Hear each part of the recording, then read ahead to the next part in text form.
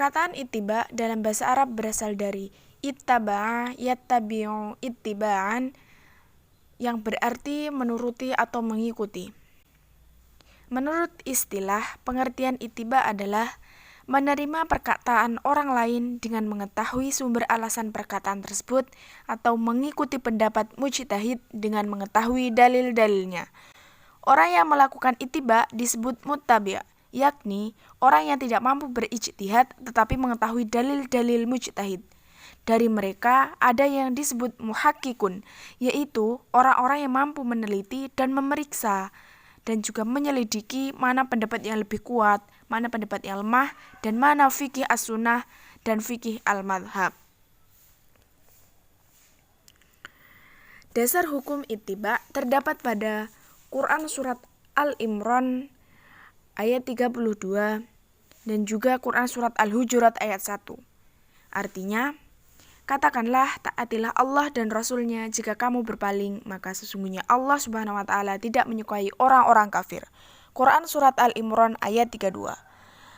Yang kedua, hai orang-orang yang beriman, janganlah kamu mendahului Allah Subhanahu wa taala dan Rasul-Nya, dan bertakwalah kepada Allah Subhanahu wa taala. Sesungguhnya Allah Subhanahu wa taala Maha mendengar lagi Maha mengetahui. Quran surat Al-Hujurat ayat 1.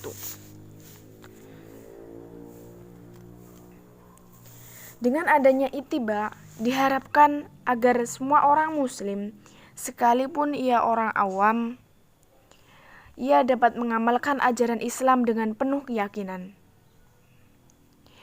Karena suatu ibadah atau amal jika dilakukan dengan penuh keyakinan akan menimbulkan keikhlasan dan kekhusyuan. Keikhlasan dan kekhusyuan merupakan syarat sahnya saat ibadah atau amal itu dikerjakan. Kedudukan ittiba dalam Islam. Ittiba kepada Rasulullah SAW mempunyai kedudukan yang sangat tinggi.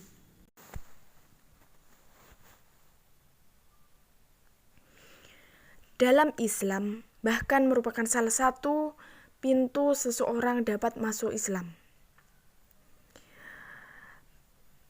Berikut ini akan disebutkan beberapa kedudukan penting yang ditempati oleh ittiba. Di antaranya adalah, pertama, ittiba kepada Rasul adalah salah satu syarat diterimanya amal. Sebagaimana para ulama telah sepakat bahwa syarat diterimanya ibadah ada dua. Yang pertama, ikhlas niat ibadah hanya untuk Allah. Yang kedua, harus mengikuti dan serupa dengan apa yang diajarkan oleh Rasulullah. Kedua, ittiba merupakan bukti kebenaran cinta seseorang kepada Allah Subhanahu wa taala dan Rasul-Nya. Allah berfirman, yang artinya, katakanlah jika kamu benar-benar mencintai Allah, ikutilah aku, niscaya Allah Subhanahu wa taala mengasihi dan mengampuni dosa-dosamu. Allah Maha Pengampun lagi Maha Penyayang. Quran surat Al-Imran ayat 31. Ketiga, ittiba adalah sifat utama wali-wali Allah Subhanahu wa taala.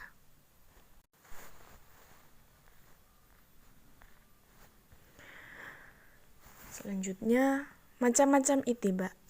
Ittiba ada dua macam, yaitu ittiba kepada Allah dan Rasul-Nya, dan ittiba kepada selain Allah dan Rasul-Nya, yaitu kepada ulama sebagai warasatul anbiya, sesuai dengan jiwa Islam agar perbuatan seseorang itu betul-betul berjalan di atas rel yang benar, sesuai dengan tuntunan Allah dan Rasul-Nya. Maka kita diperintahkan bahkan diwajibkan ittiba kepada Nabi.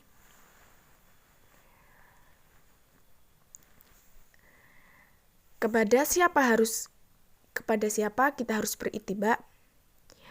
Dari penjelasan di atas bisa kita simpulkan bahwa yang berhak kita berittiba kepadanya adalah mereka yang pendapatnya didasari dengan dalil yang jelas. Dalam hal ini Rasulullah SAW adalah orang yang paling berhak kita ikuti. Hal itu sebagaimana Allah berfirman. Artinya, sesungguhnya telah ada pada diri Rasulullah suri tauladan yang baik, yaitu bagi orang-orang yang mengharap rahmat Allah dan kesenangan hari akhirat, dan dia banyak menyebut Allah. Quran surat Al-Ahzab ayat 21. Imam Ahmad bin Hanbal menyatakan ittiba adalah seorang mengikuti apa yang datang dari Rasul dan para sahabatnya. Ittiba kepada Nabi dalam keyakinan akan terwujud dengan meyakini apa yang diyakini oleh Nabi sesuai dengan bagaimana beliau meyakininya. Apakah merupakan kewajiban, kebid'ahan, ataukah merupakan pondasi dasar agama atau yang membatalkan atau yang merusak kesempurnaannya dengan alasan karena beliau sallallahu alaihi wasallam meyakininya. Ittiba kepadanya adalah dengan melaksanakan sholat seperti sholat beliau.